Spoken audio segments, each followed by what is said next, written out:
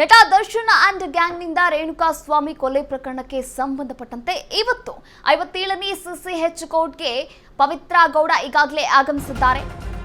Darshan and ಗ್ಯಾಂಗ್ನಿಂದ Renukaswamy ಕೊಲೆ ಪ್ರಕರಣ ಈ ಒಂದು ಕೊಲೆ ಪ್ರಕರಣಕ್ಕೆ ಸಂಬಂಧಪಟ್ಟಂತೆ 57ನೇ ಸಿಸಿಎಚ್ ಕೋರ್ಟ್ಗೆ ಪವಿತ್ರ ಗೌಡ ಆಗಮಿಸಿದ್ದಾರೆ.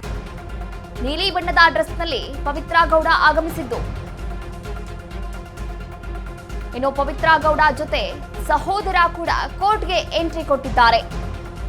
ಚಿತ್ರದುರ್ಗದ ರೇಣುಕಾಸ್ವಾಮಿ ಕೊಲೆ ಪ್ರಕರಣಕ್ಕೆ ಸಂಬಂಧಪಟ್ಟಂತೆ ಅಪ್ಡೇಟ್ಸ್ ಅನ್ನ ನೋಡ್ತಾ ಇದ್ದೀವಿ. ದರ್ಶನ್ ಪರ ವಕೀಲ ಸುನೀಲ್ ಕೋರ್ಟ್ಗೆ ಆಗಮಿಸಿದ್ದಾರೆ. ಪ್ರತಿ ತಿಂಗಳು ಕೂಡ ವಿಚಾರಣೆಗೆ ಬರಲು ಸೂಚಿಸಿದೆ ಕೋರ್ಟ್ ಈಗಾಗಲೇ. ಇನ್ನು ಆ ಒಂದು ಸೂಚನೆಯಂತೆ ದರ್ಶನ್ ಸೇರಿದಂತೆ ಎಲ್ಲಾ ಆರೋಪಿಗಳು ಕೂಡ ಹಾಜರಾಗ್ತಾರೆ. ದರ್ಶನ್ ಅಂಡ್ ಗ್ಯಾಂಗ್ನಿಂದ ರೇಣುಕಾಸ್ವಾಮಿ ಕೊಲೆ ಪ್ರಕರಣ ಸಂಬಂಧಪಟ್ಟಂತೆ ಇವತ್ತು 57ನೇ ಸಿಸಿಎಚ್ ಕೋರ್ಟ್ ಮುಂದೆ ಹಾಜರಾಗ್ತಾ ಇದ್ದಾರೆ 17 ಜನ ಆರೋಪಿಗಳು. ಇನ್ನು ಒಂದು ತಿಂಗಳ ಬಳಿಕ ಇವತ್ತು ದಚ್ಚು ಮತ್ತು ಪವಿ ಇಬ್ಬರು ಕೂಡ ಮುಖಾಮುಖಿ ಆಗ್ತಾ ಇದ್ದಾರೆ. ಕೋರ್ಟ್ ಮುಂದೆ 17 ಜನ ಆರೋಪಿಗಳು ಕೂಡ ಹಾಜರಾಗ್ತಾ ಇದ್ದಾರೆ.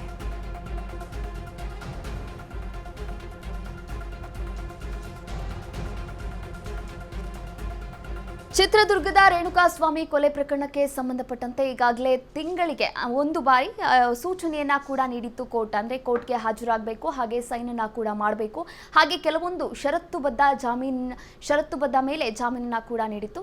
ಈ ಕುರಿತಂತೆ ಇನ್ನಷ್ಟು ಅಪ್ಡೇಟ್ಸ್ ಅನ್ನ ನೀಡೋಕೆ ನಮ್ಮ ಪ್ರತಿನಿಧಿ ಅಜಯ್ ದೂರವಾಣಿ ಸಂಪರ್ಕದಲ್ಲಿದ್ದಾರೆ. ಅಜಯ್, ಈ ಕುರಿತಂತೆ ಇನ್ನಷ್ಟು ಅಪ್ಡೇಟ್ಸ್ ಅನ್ನ ನೀಡ್ತಾ ಹೋಗೋದಾದ್ರೆ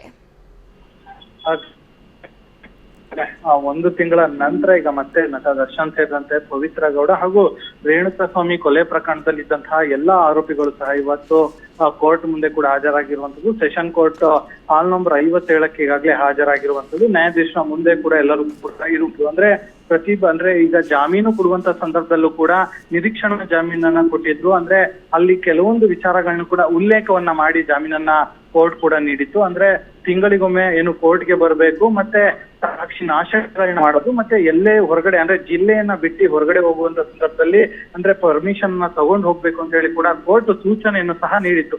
ಈ ಒಂದು ಉದ್ದೇಶದಿಂದಾಗಿ ನಿರೀಕ್ಷಣಾ ಜಾಮೀನು ಆಗಿರೋದ್ರಿಂದಾಗಿ ಕೋರ್ಟ್ ಹೇಳಿದಂತ ಸಂದರ್ಭದಲ್ಲಿ ಅವರು ಹಾಜರಾಗಬೇಕಾಗತ್ತೆ. ಈಗ ಇವತ್ತು ಕೂಡ ನಟ ದರ್ಶನ್ ಸೇರಿದಂತೆ ಪವಿತ್ರ ಗೌಡ ಮತ್ತೆ ಇನ್ನು 15 ಜನ ಆರೋಪಿಗಳು ಕೂಡ ಇವತ್ತು ಹಾಜರಾಗಿರುವಂತದ್ದು. ಇನ್ನು ಈ ಸಂದರ್ಭದಲ್ಲಿ ಕೂಡ ನಟ ದರ್ಶನ್ ಕೂಡ ಕುಂಟುತ್ತಲೇ ಏನು ಕೋರ್ಟ್ಗೆ ಹಾಜರಾಗಿರುವಂತದ್ದು. ಯಾಕಂದ್ರೆ ಅವ್ರಿಗೂ ಕೂಡ ಕಾಲ್ ನೋವಿನ ಸಮಸ್ಯೆಯಿಂದನೂ ಕೂಡ ಬಳಲ್ತಾ ಇದ್ದು, ಬೆನ್ನು ನೋವು ಮತ್ತೆ ಕಾಲ್ ನೋವು ಕೂಡ ಅವರಿಗೆ ಏನು ಉಂಟಾಗಿತ್ತು. ಸೊ ಹೀಗಾಗಿ ಅವರು ಕೂಡ ಕುಂತಲ್ಲಿ ಈಗಾಗಲೇ ಕೋರ್ಟ್ ಮುಂದೆ ಹಾಜರಾಗಿದ್ರೆ ಇನ್ನು ಕೆಲವೇ ಕ್ಷಣಗಳಲ್ಲಿ ಕೂಡ ನ್ಯಾಯಾಧೀಶರ ಮುಂದೆ ಕೂಡ ಹಾಜರಾಗ್ತಾರೆ.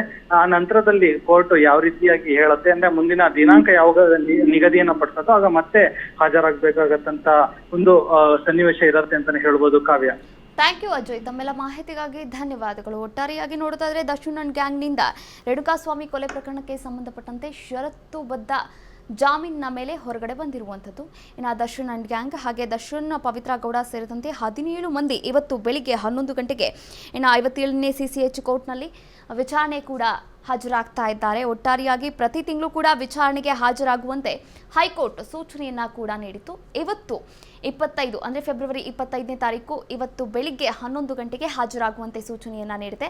ಆದರೆ ಇವತ್ತು ವಿಚಾರಣೆಯ ಬಳಿಕ ಮತ್ತೊಂದು ಡೇಟನ್ನು ಕೂಡ ನೀಡ್ತಾರೆ. ಅಂದರೆ ಮುಂದಿನ ತಿಂಗಳು ಯಾವ ದಿನಾಂಕ ನೀಡ್ತಾರೆ ಆ ಒಂದು ದಿನಾಂಕದಲ್ಲಿ 17 ಜನ ಆರೋಪಿಗಳು ಏನಿದ್ದಾರೆ ಆ 17 ಜನ ಆರೋಪಿಗಳು ಕೂಡ ಮತ್ತೆ ಕೋರ್ಟ್ಗೆ ಹಾಜರಾಗಬೇಕಾಗತ್ತೆ, ವಿಚಾರಣೆಯನ್ನ ಕೂಡ ಎದುರಿಸಬೇಕಾಗತ್ತೆ. ಒಟ್ಟಾರೆಯಾಗಿ ಇವತ್ತಿನ ಅಪ್ಡೇಟ್ಸ್ ಅನ್ನ ನೋಡ್ತಾ ಹೋಗೋದಾದ್ರೆ ಇವತ್ತು ಬೆಳಿಗ್ಗೆ 11 ಗಂಟೆಗೆ ಈಗಾಗಲೇ 57ನೇ ಸಿಸಿಎಚ್ ಕೋರ್ಟ್ನಲ್ಲಿ ವಿಚಾರಣೆಗೆ 17 ಜನ ಆರೋಪಿಗಳು ಕೂಡ ಆಗಮಿಸಿದ್ದಾರೆ. ಇನ್ನು ವಿಚಾರಣೆಗೆ ಎದುರಾಗ್ತಾ ಇದ್ದಾರೆ. ಈಗಾಗಲೇ ಪವಿತ್ರ ಗೌಡ ಕೂಡ ಆಗಮಿಸಿದ್ದಾರೆ ಎನ್ನಲಾಗ್ತಾ ಇದೆ. ಇನ್ನು ನೀಲಿ ಬಣ್ಣದ ಡ್ರೆಸ್ನಲ್ಲಿ ಪವಿತ್ರ ಗೌಡ ಆಗಮಿಸಿದ್ದಾರೆ, ಹಾಗೆ ತನ್ನ ಸಹೋದರನೊಂದಿಗೆ ಆಗಮಿಸಿದ್ದಾರೆ ಎನ್ನಲಾಗ್ತಾ ಇದೆ.